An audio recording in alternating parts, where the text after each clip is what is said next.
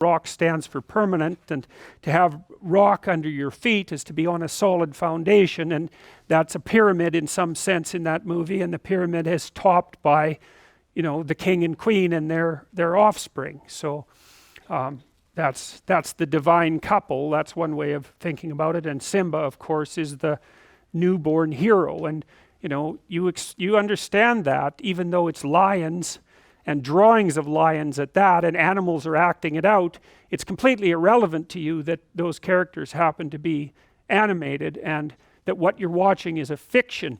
So, and I would say to you, with regards to fiction, you know, you might say, well, is fiction true or not? And the answer to that is yes and no.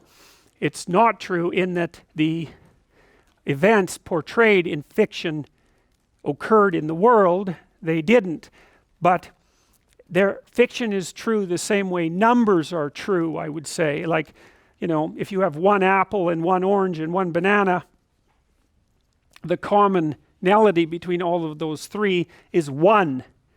And you might say, well, is one as real as one fruit? Is the abstraction one as real as one fruit? And I would say it depends on what you mean by real, but representing things mathematically and abstractly gives you incredible power, and you could make the case that the abstraction is actually more real than the phenomena that it represents.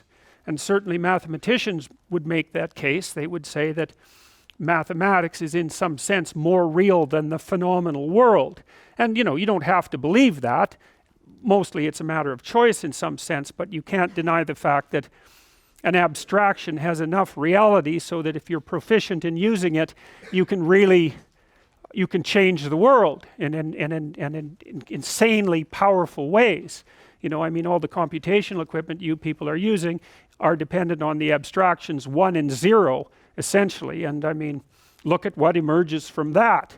And so I would say with regards to fiction, if you take someone like Dostoevsky, who I think is a favorite of mine, by the way, I would highly recommend that you read all 5 of his great novels because they are unparalleled in their psychological depth.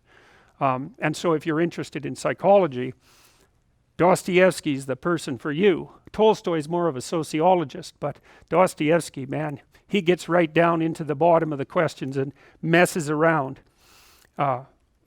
Transformative reading.